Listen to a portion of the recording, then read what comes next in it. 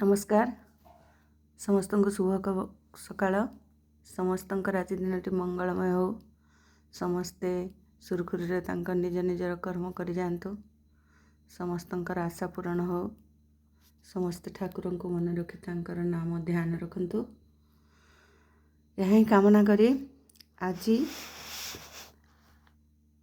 संकलक रत्नाकर नायकंकर 31टी कालजयी कहानी भितर अशुभ पुत्रर कहानी लिखिछंती अच्युतानंद पति। अच्युतानंद पतिंकर विषय रे आमे टिके जानिबा। सामाजिक वास्तववादी गाल्पिक भावे अच्युतानंद पति ओडिया साहित्य रे सुपरिचित। 1926 रु से लिखि चलिछंती। जीवनर वास्तव अनुभूति तांको गल्पर प्राण।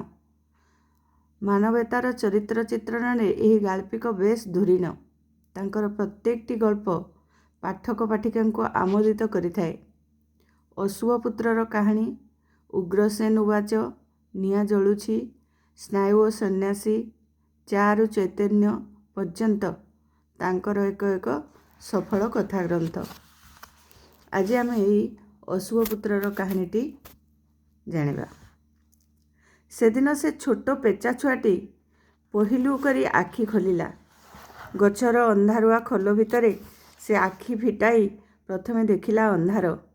चारिआडे खाली निघंच अंधार।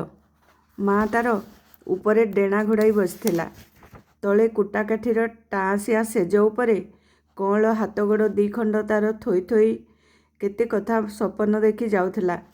गछर उपर डालरे का का होई कौन गुड़ाए खूब जोर रे पाटी करी कंपेइले। ता मार डेणा काहींकी चहली उठिला।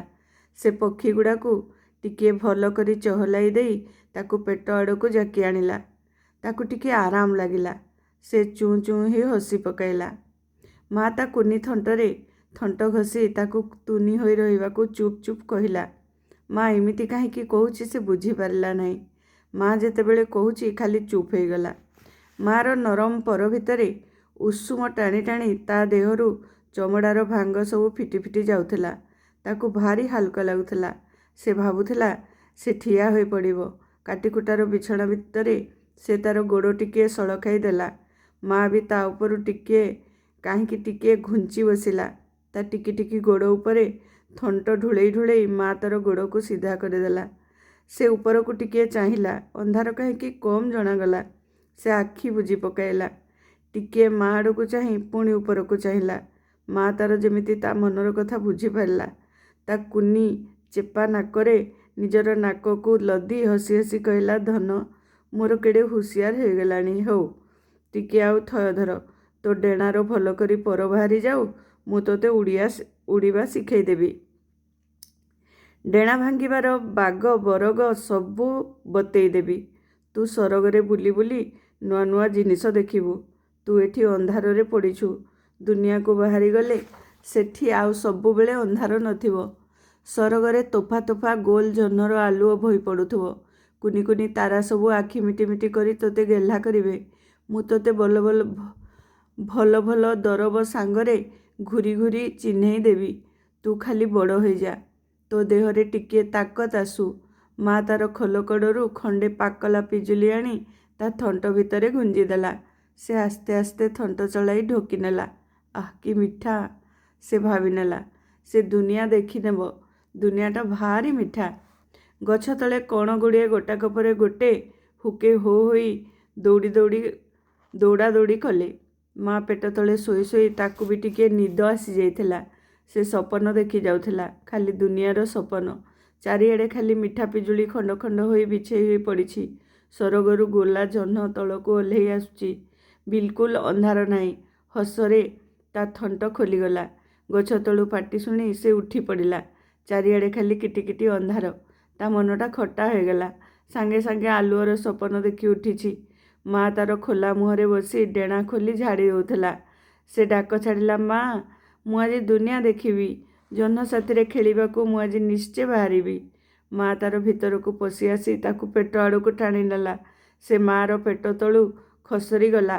ताकू अंधार मोटे भल लागु नथिला। माँ हसी हसी कहला, दुनिया को तू आसीछु। ତୋ ଦୁନିଆକୁ ତୋତେ ଯିବାକୁ କିଏ ମନା କରୁଛି? ଦୁନିଆକୁ ବଡ଼ ହୋଇ ଖୁବ୍ ବଳୁଆ ହୋଇ ନ ଗଲେ ଦୁନିଆ ତୋତେ ଠକେଇ ଦେବ। ଟିକେ ଥୟ ଧର। ଆଉ କେତେଟା ଦିନ ମୁଁ ବଳେ ବଳେ ତୋତେ ନେଇଯିବି। ତୁ ଏଇଠି ଶୋଇଥା। ମୁଁ ଯାଉଛି ତୋ ଲାଗି ନୂଆ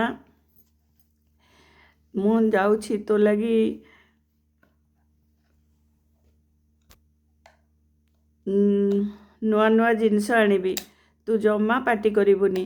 ମା ତାର ଥଣ୍ଟରେ ଟିକେ ୟାକୁ ଖୁମ୍ପି ଦେଇ ଗେହ୍ଲା କରି ବସାରୁ ବାହାରି ପଡ଼ିଲା। ବସା ଦୂରରେ ଟିକେ ଅଟକି ଯାଇ ତାକୁ ପୁଣି ଚାହିଁଲା। ମା ଚାଲିଗଲା। ସେ ଆଖି ବୁଜିଲା। ଆଖି ବୁଜି ବୁଜି ଦେଖିଲା ଦୁନିଆ ଉପରେ ଆଲୁଅ ବିଛେଇ ହୋଇ ପଡ଼ିଛି। ଆଲୁଅର ଦୁନିଆ ତାକୁ ପିଜୁଳି ଦେଖେଇ ଯିବା ପାଇଁ ଇସାରା ଦେଉଛି। ତା ଆଖି ଲାଗି ଆସୁଥିଲା। ସେ ଦେଖୁଥିଲା ଡେଣାରେ ତା ମାଠୁ ବି ବେଶୀ ପର ବାହାରି ପଡ଼ିଛି। ସେ ଜହ୍ନ ଦେହରେ ପକ୍ଷୀ ଘଷି ଘଷି ହସି ହସି ଉଡ଼ି ଉଡ଼ି ଯାଉଛି। ତା ଗୋଡ଼ ଏଣିକି ଶକ୍ତ ହୋଇଗଲାଣି। ସେ ଠିଆ ହୋଇପାରୁଛି ସ୍ୱତନ୍ତ୍ର ଭାବେ।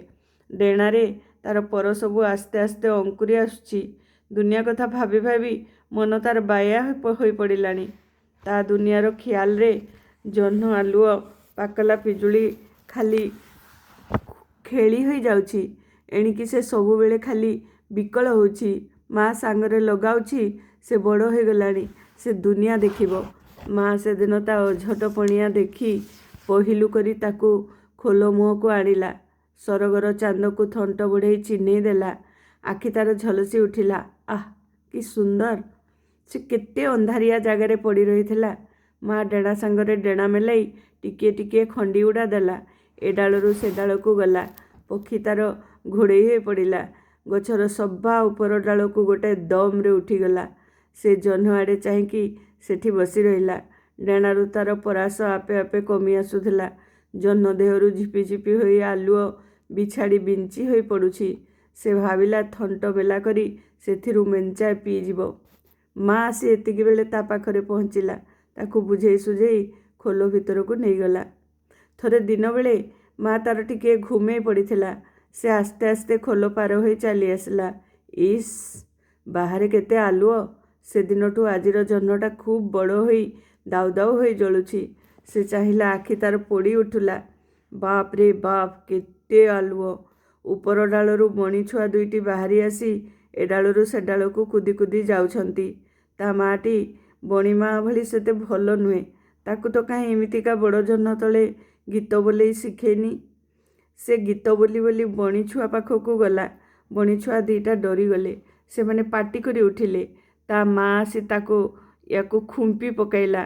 ପାଟି ଶୁଣି କୁଆଟେ କା କା ଡାକ ଛାଡ଼ି ଛୁଟି ଆସିଲା। ପେଚା ମାଆର ନିଦ ଭାଙ୍ଗିଗଲା।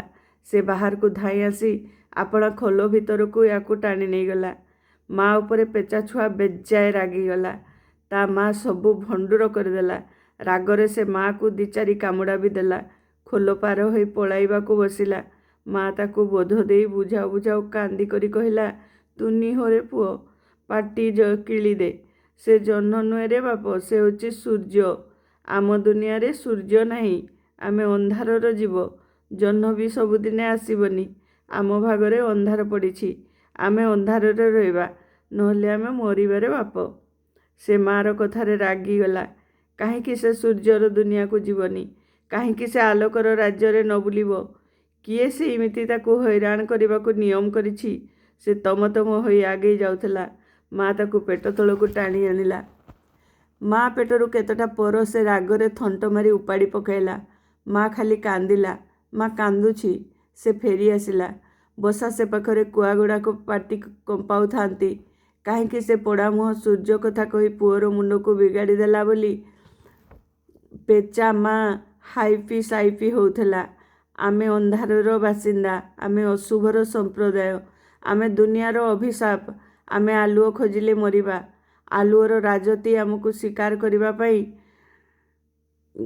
ପାଇଁ ଆଲୁଅ ପୁଅମାନେ ଟାକିକି ବସିଛନ୍ତି। ମା ତାର କହୁଁ କହୁଁ ଖାଲି କାନ୍ଦିଲା। ମାକୁ ବୋଧ ଦେଉ ଦେଉ ସେ କହିଲା, ମା, ତୁ ଟିକେ ଥୟ ଧର। ମୁଁ ବଡ଼ ହୁଏ। ଆଲୁଅ ରାଜ୍ୟକୁ ମୁଁ ତୋତେ ଅଲବତ୍ ନେବି। ମୁଁ ସବୁ ଶତ୍ରୁକୁ ମା ନିପାତ କରିଦେବି। ସେଦିନ ମା ପୁଅ ଦି ଜଣ ଆମ୍ବ ଡାଳରେ ବସିଥାନ୍ତି। ଆକାଶରେ ଜହ୍ନ ନଥାଏ। ପେଚା ଛୁଆକୁ କିଛି ଭଲ ଲାଗୁନଥାଏ। ହଠାତ୍ ପାଖ ଘରର ଫାଙ୍କା ଦେଇ ଆଲୁଅ ଦିଶିଲା। ପେଚା ଛୁଆର ମନ ଉଲସି ଉଠିଲା। ସେ ପାଟି ଖୋଲି ଗୀତ ପଦେ ଗାଇଲା। ଘର ଭିତରୁ କଡ଼ା କଡ଼ା କଥାରେ କିଏ ଗାଳି ଦେଲା। ଉଠୁଛୁ ନା ପୋଡ଼ା ମୁହାଁ ସେଇଠୁ, ପିଠା ଖଡ଼ିକା ପଚେଇ ଦାଗି ଦେବି ଯେ ବୁଝିବୁ।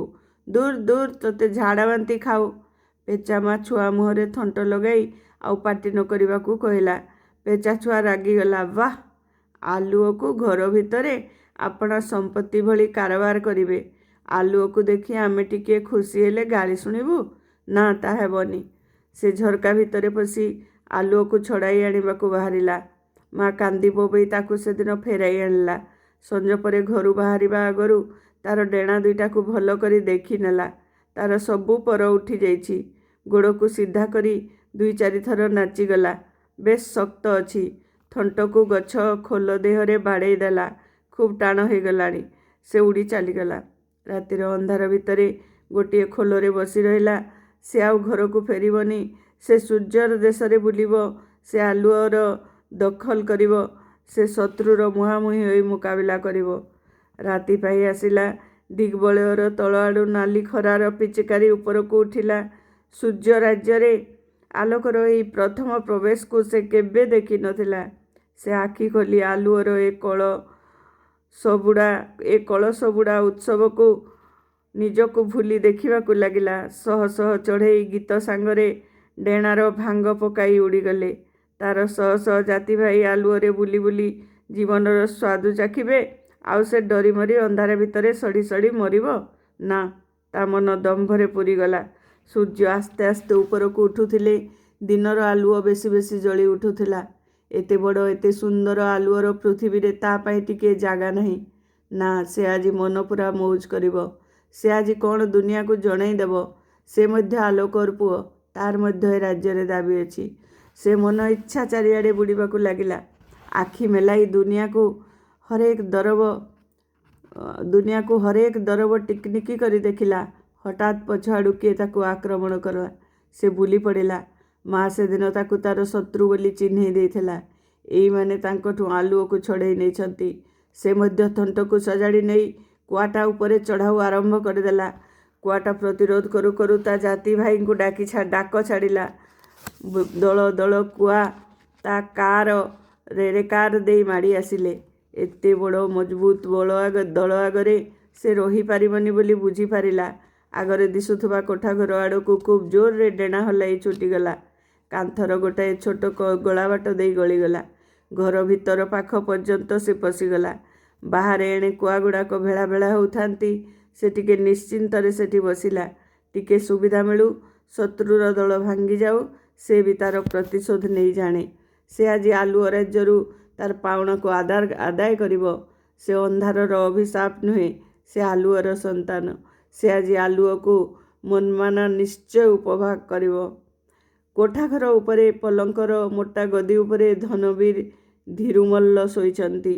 ତୁହା ତୁହା ହେଇ ଜ୍ୱରର କମ୍ପ ତାଙ୍କୁ ଉପରକୁ ମାଡ଼ି ଆସୁଛି। ଧୀରୁମଲ୍ଲ ବ୍ୟସ୍ତ ହୋଇ ପଡ଼ୁଛନ୍ତି। ଜ୍ୱରର ବିନ୍ଧା ଛିଟିକା ଭିତରେ ପିଟି ଛାଟି ହୋଇ ସେ ମଝିରେ ମଝିରେ ଚିତ୍କାର ଛାଡ଼ୁଛନ୍ତି। ଦେଖ, ସୋରିଷ ତେଲରେ ଯେମିତି 80 ଭାଗ ଅଗରା ମିଶେ।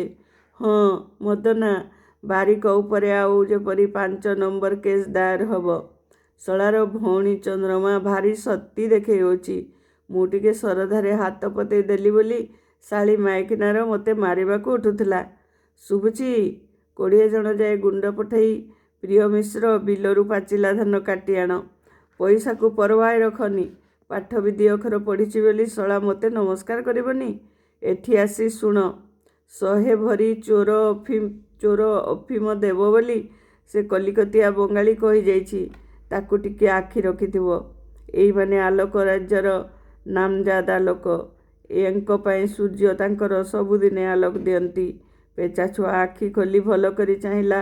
ହଠାତ୍ ଧୀରୁମଲ୍ଲଙ୍କ ବିଛଣା ପାଖରୁ ଜଣେ ଆଲୋକ ରାଜ୍ୟର ସଚ୍ଚୋଟ ସଚ୍ଚା କର୍ମୀଙ୍କର ଆଖି ପେଚା ଛୁଆଙ୍କ ଉପରେ ପଡ଼ିଲା। ଅଶୁଭ ଅଶୁଭ ମହାବିତ୍ପାତ ଯୋଗ। ଘରେ ଉଲ୍ଲୁକ ବସିଲା। ମାଲିକ ବେମାର ପଡ଼ିଛନ୍ତି। କର୍ମୀ ବ୍ୟସ୍ତ ହୋଇପଡ଼ି ପାଟି କମ୍ପାଇଲେ। ଗୋଟାଏ ଲମ୍ବା ବାଉଁଶ ଆଣି ବିଚରା ପେଚାକୁ ଖେଞ୍ଚି ଖେଞ୍ଚି ତଡ଼ି ଦିଆଗଲା।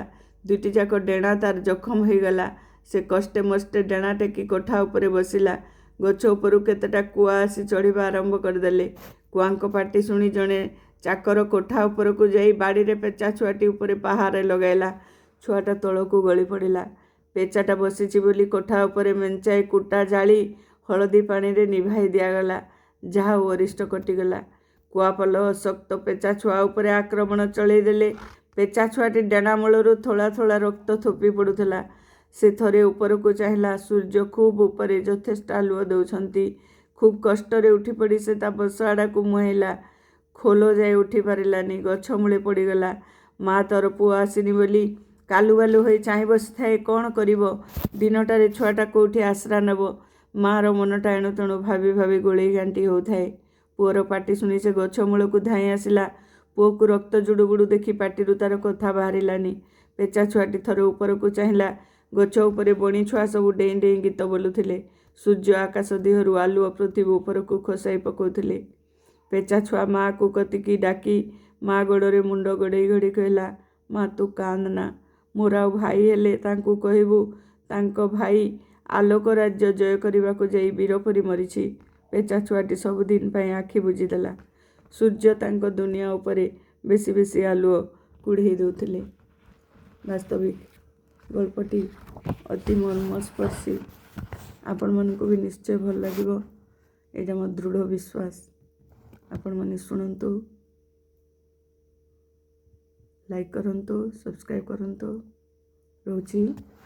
ଜୟ ଶ୍ରୀକୃଷ୍ଣ।